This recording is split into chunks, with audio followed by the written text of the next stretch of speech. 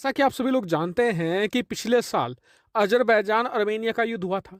उस युद्ध में अर्मेनिया का एक जो बड़ा हिस्सा था जिसे कहा जाता है नारगोनो काराबाख, स्क्रीन पर आप उसकी लोकेशन भी देख सकते हैं। इसे कब्जा लिया था अजरबैजान ने और युद्ध जीत गया था।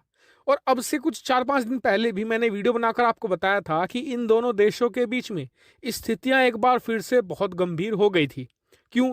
क्योंकि अब दोबारा फिर से अजरबैजान की जो सेना है वो अर्मेनिया के अंदर 3 किलोमीटर तक घुस गई थी। और उसके बाद पिछले 3 दिनों से रूस से लगातार अर्मेनिया मदद मांग रहा था कि जी पिछले युद्ध में तो आपने हमारी कोई मदद नहीं करी जिस वजह से हम युद्ध हार गए, लेकिन इस बार कम से कम हमें कुछ हथियार दे दीजिए, हमें जो एडवांस इक्विपमेंट्स हैं वो प्रोवाइड करा दीजिए ताकि हम यहाँ पर अजरबैजान को एक मुंह तोड़ जवाब दे सकें। हालांकि रूस यहाँ पर साइलेंट था, लेकिन एक देश था जो काफी बढ़ चढ़कर अर्मेनिया का सपोर्ट कर रहा था, वो था फ्रांस।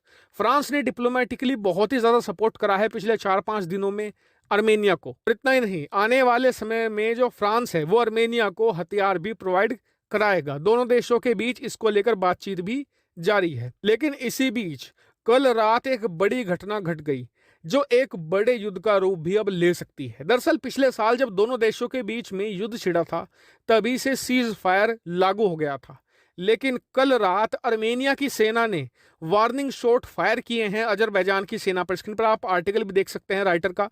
सबसे खास बात यह है कि अर्मेनिया के जो डिफेंस मिनिस्टर हैं उन्होंने खुद इस बात का ऐलान किया है कि जी हाँ, हमारी सेना ने जानबूझकर फायरिंग करी है अजरबैजान की सेना पर ताकि हम उन्हें चेतावनी दे सकें कि हमारी सीमा से वापस चले जाएं, वरना अगली बार जो फायरिंग होगी वो हवा में नहीं, सीधी अजरबैजान की सेना पर होगी। इससे जो ये पूरा विवाद है अब और ज्यादा गर्मा गया है, क्योंकि अजरबैजान भी पीछे नहीं हटने वाला। वो भी इसका रिप्लाई जरूर देगा, या तो वो और ज्यादा जमीन कब्जाएगा या फिर अपनी तरफ से भी कुछ फायरिंग जरूर करेगा, जिससे कि जो ये कॉन्फ्लिक्ट है ये एक बार फिर से बड़े युद्ध का रूप ले सकता है। और आपको बता दूं कि अगर इन दोनों देशों के बीच में युद्ध होता है तो खून खराबा बहुत ज्यादा होगा।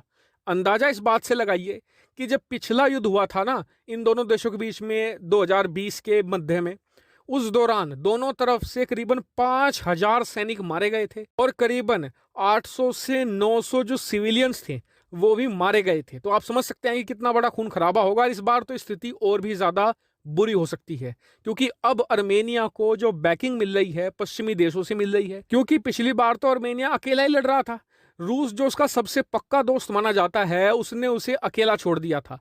इस वजह से अर्मेनिया जमकर युद्ध लड़ ही नहीं पाया।